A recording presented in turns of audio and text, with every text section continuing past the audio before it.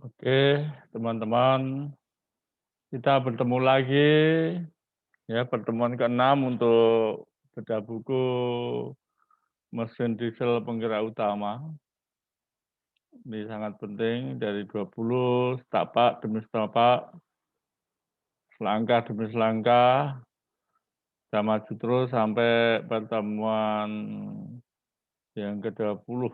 Itulah kekayaan kita, ya, melihat kapal juga kita asumsikan bagaimana mesinnya bergerak, membawa muatan dari satu negara ke negara lain, satu bangsa ke bangsa lain, satu pulau ke pulau lain. Itulah tugas dan tanggung jawab seorang pelaut, ya, mulai dari nahkoda sampai ke pelayan, ya, harus bertanggung jawab mencerdaskan bangsa, pembangunan negara, pembangunan bangsa, ya, perkembangan segala macam yang ada di dunia ini. Semangat pagi teman-teman, teman-teman seprofesi maritim di laut, di kapal, di darat, kantor, dan di diklat yang sangat kami banggakan. Ya, perkembangan SOLAS dan STCW amandemen 2010 memang perlu disikapi dengan serius, ya. Jadi selamat pagi, Assalamualaikum warahmatullahi wabarakatuh.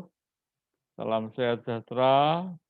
Mohon izin, saya sebagai pelaut tentu mengharapkan kapalnya layak laut sesuai SOLAS dan amandemen konvensi lain-lain.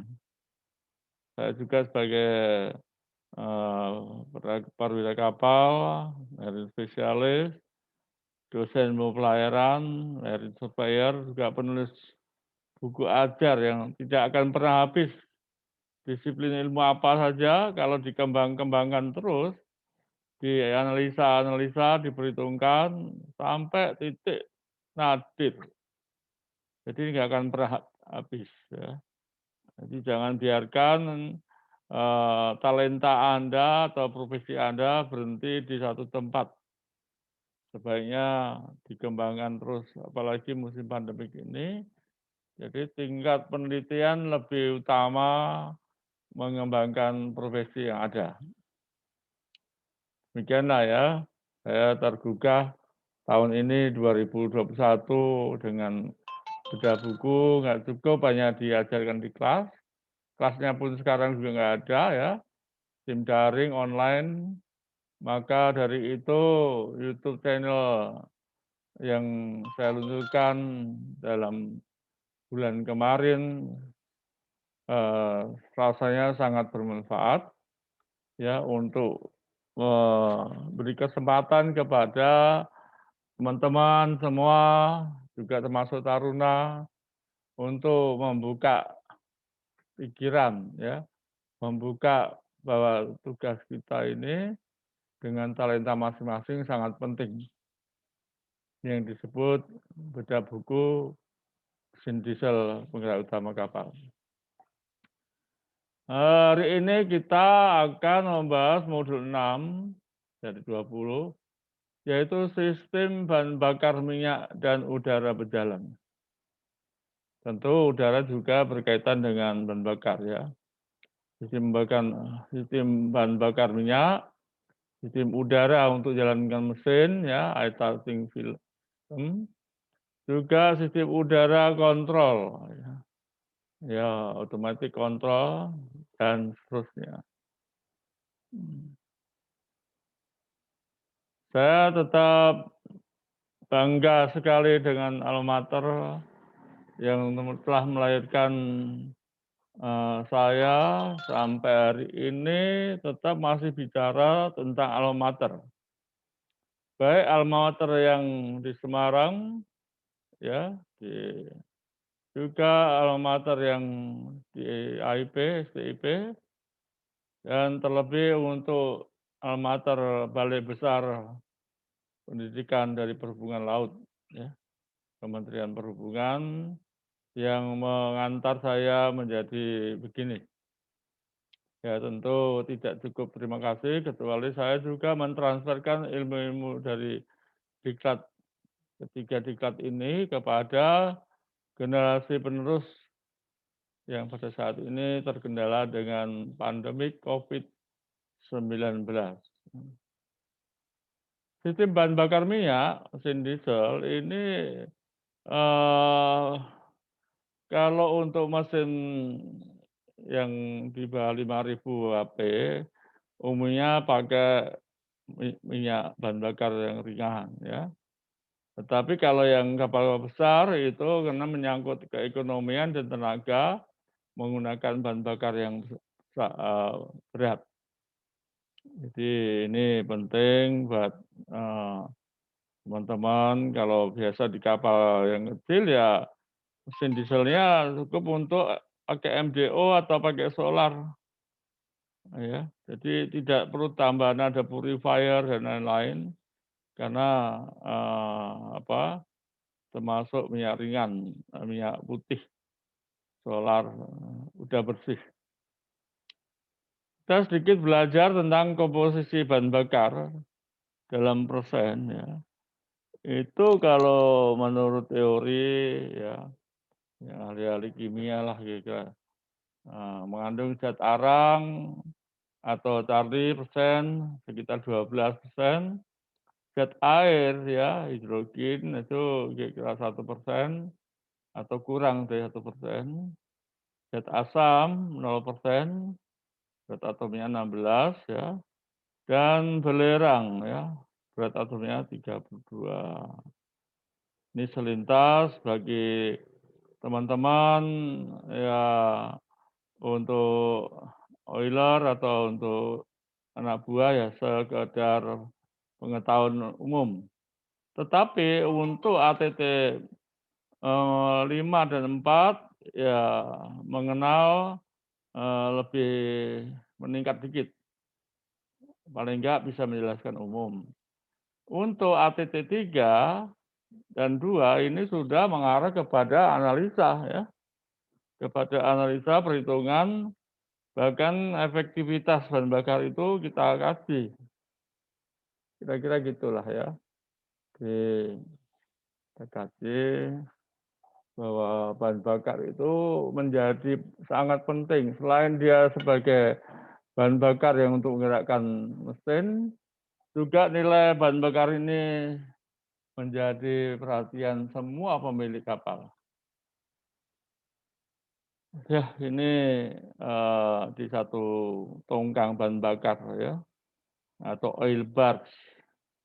Dijaga jangan sampai ada tetesan minyak ya, karena ini melanggar Aneks 1 Marine Pollution, dimanapun berada kapal harus menjaga pencemaran minyak.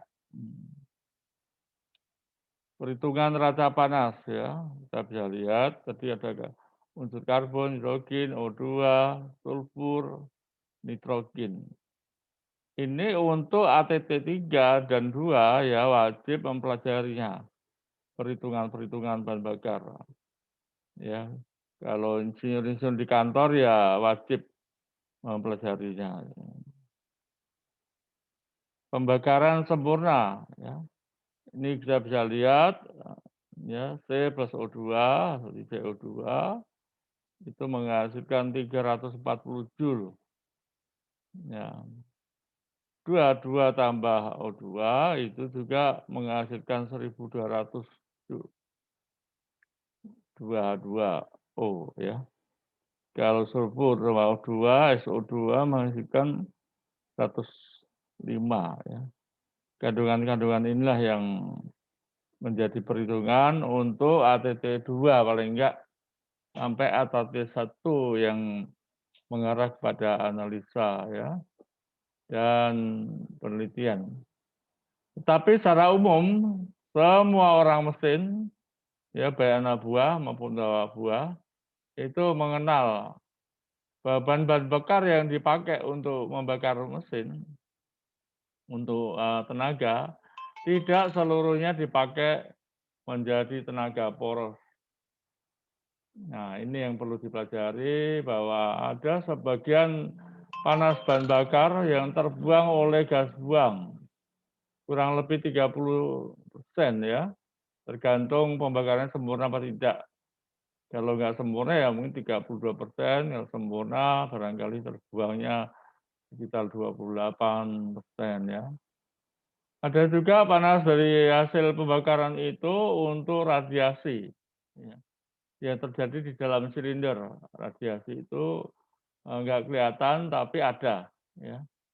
Ini penting diperkirakan 2%. Kemudian yang nggak kalah pentingnya karena cukup banyak juga yang diserap oleh air tawar pendingin mesin sekitar 19%. Ini perlu disikapi kalau pendinginan tidak boleh terlalu dingin dan tidak boleh terlalu panas. Nah, jadi dikontrol pada waktu keluar masuknya di freeze water cooler, lengkapnya freeze water jacket cooling mesin induk ya. Ini perlu dipelajari berapa air tawar masuk, berapa air tawar keluar. Berapa dari mesin ya, kemudian keluar dari cooler dan masuk dari cooler.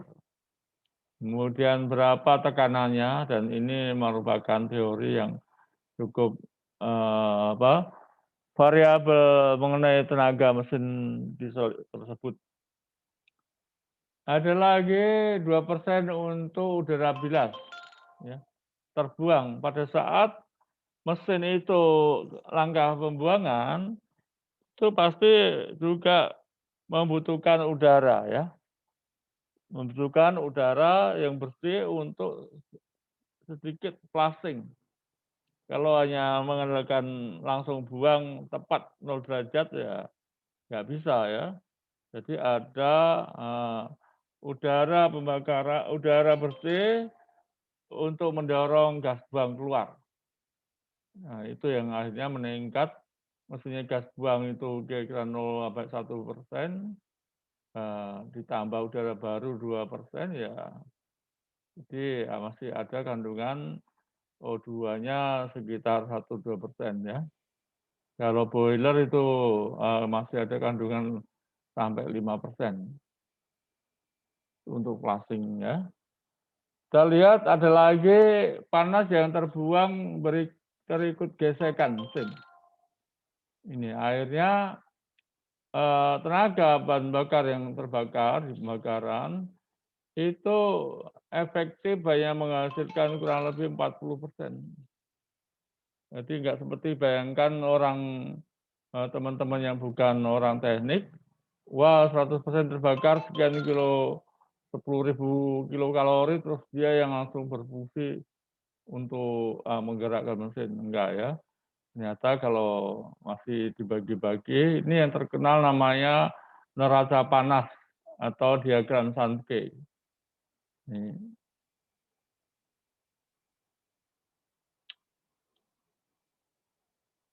Ya, ini sebetulnya bisa apa?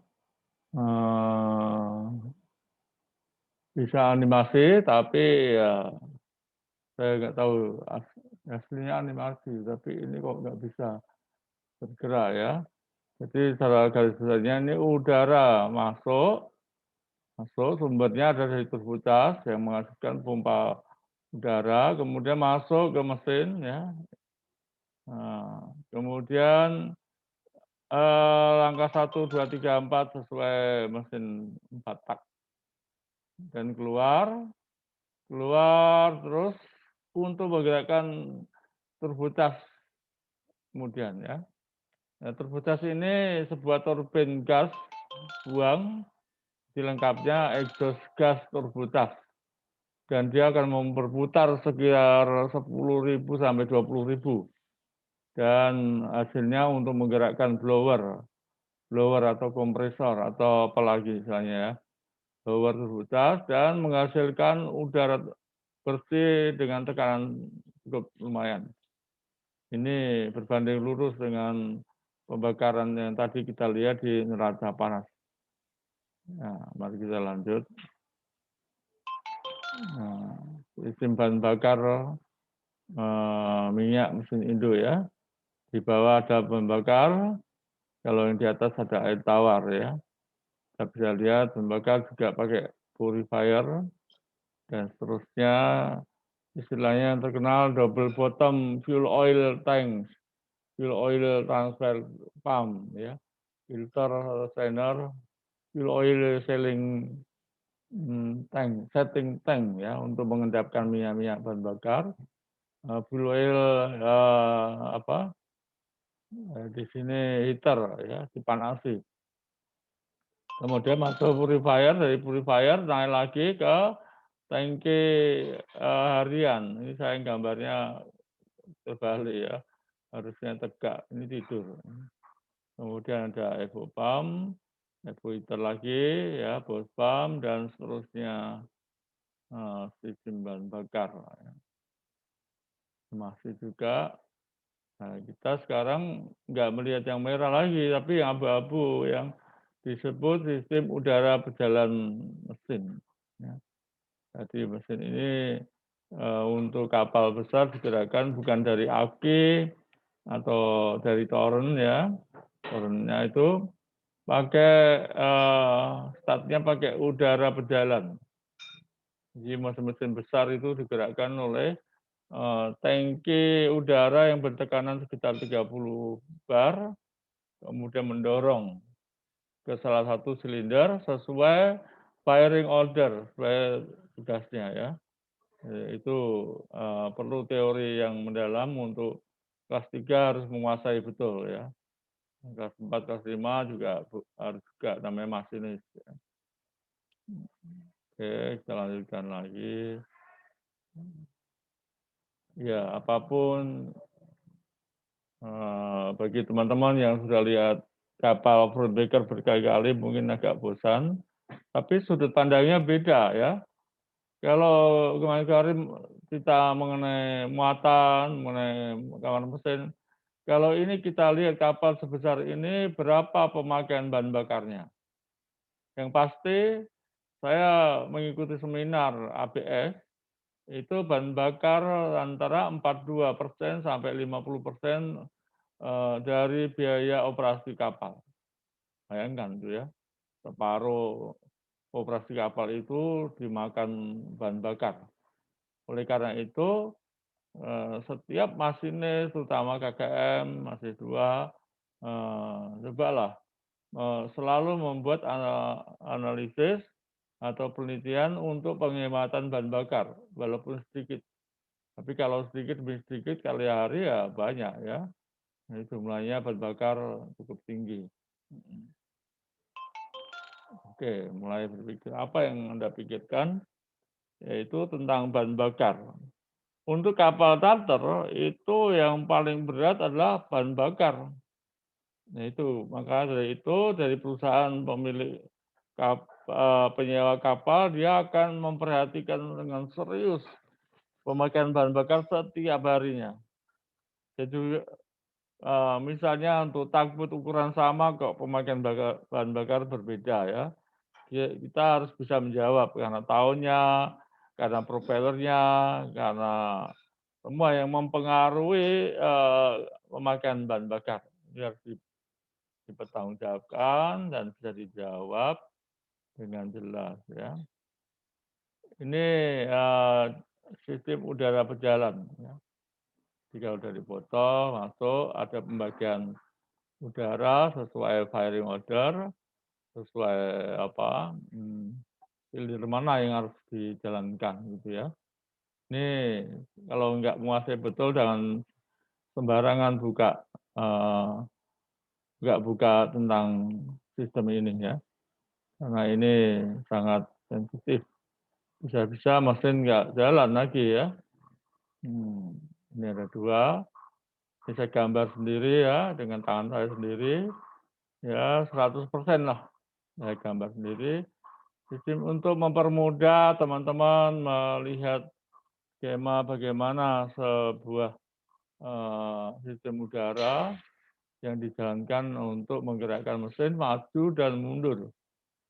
Ini juga harus punya ilmu tersendiri. Tidak semua masinis mengerti ya. Terang gambarnya. ya air reservoir, main air setting, reducer, telegraph, air distributor, selektor, ya, servo motor, hidrolik, oil pump, camshaft, exhaust valve cam, fuel oil cam, dan seterusnya.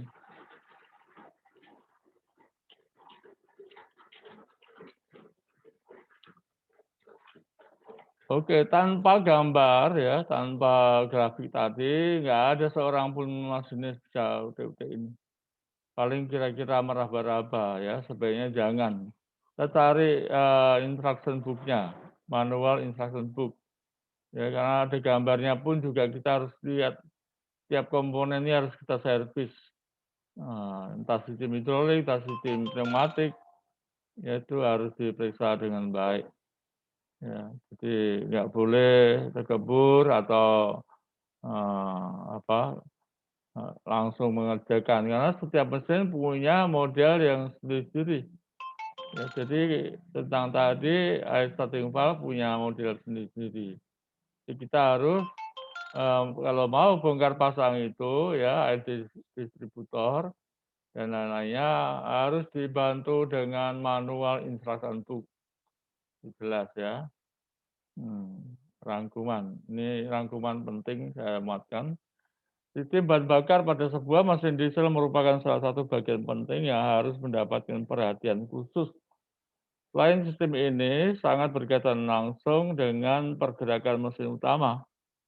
Nih ya, jadi kalau sewa kapal itu nggak mudah. Karena ini juga pengaruh dari mesin utama yang sudah umur 5 tahun dengan 10 tahun sudah beda. Kemudian pengaruh perawatan yang baik dengan yang buruk juga pemakaian bahan bakar bisa berbeda. Juga merupakan bagian penting dalam hal pemakaian dan biaya yang cukup besar. Kalau boleh dibilang sangat besar dalam pengoperasian kapal. Info ABS Class di Marine Europe seminar tahun 2014, saya hadir pada saat itu. BBM itu antara 42 sampai 50% biaya operasi kapal. Saya kira nggak main-main ya, ABS adalah sebuah kelas internasional ya. Kira-kira nomor 2 di bawah Lloyd Register itu membuat riset penelitian yang bisa dipertanggungjawabkan. Sistem udara ya dalam menjadi bagian penting ketika kapal sedang berolah gerak untuk sendirian lepas sandar, terutama di pelabuhan dimanapun lah berada ya. Karena bahan bakar pada saat itu kalau kapal besar ada dua ya, ada pakai minyak solar juga minyak mentah ya. Ini api minyak yang berat, kira-kira begitu. Jadi inilah yang menjadi bagian penting ya. Modul 6 ini secara singkat sudah kita pelajari secara singkat ya. Tapi sebetulnya bicara bahan bakar harus sampai ke perhitungan yang detail ya. Perhitungan bahan bakarnya sendiri, perhitungan udara yang dihasilkan oleh turbocharge, perhitungan semua komponen ya. Karena pisau ring yang udah tipis pun dia tidak menghasilkan kompresi yang tinggi, panas yang tinggi mengakibatkan pembakaran tidak sempurna. Turbocharge yang tidak berfungsi dengan baik, tidak balance, motor putarannya menurun, ya itu juga mengakibatkan bahan bakar tidak efektif. Dan sangat banyak pengaruh dari bahan bakar, ya, dari injektornya sendiri, dari pompa bahan bakar. Injektor tekanannya antara 200 sampai 350-an ya. Ada yang sampai 400. Jadi kalau nggak tepat tekanannya juga tidak mengaput dengan benar, ya pemakaian bahan bakar boros. Untuk bospom itu tolong dicatat oleh teman-teman ya. Bospom itu mempunyai tekanan kerja 2 kali tekanan injektor. Kalau injektor Anda 300 bar, ya berarti pompa bospom itu atau pompa plunyer atau pompa tekanan tinggi bahan bakar itu 2 kali tekanan injektor. Harus berfungsi baik. Jadi paling tidak itu 2,5 tahun sekali dikalibrasi. Udah paling lambatnya ya kalau mesin induk masih bisa 5 tahun sekali dikalibrasi apakah tekanan kerjanya masih cukup apa tidak. Mari kita akan menuju modul 7. Bila Anda berkenan dengan pembahasan modul 6, silakan klik tekan tombol subscribe dan tanda like ya. Nah ini profesi kita, ingin berbagi pengalaman kepada teman-teman, silakan di-share. Minggu depan kita bedah buku modul ke-7. Salam sehat, semangat, sukses untuk Anda. Wassalam warahmatullahi wabarakatuh. Terima kasih buat Anda semuanya.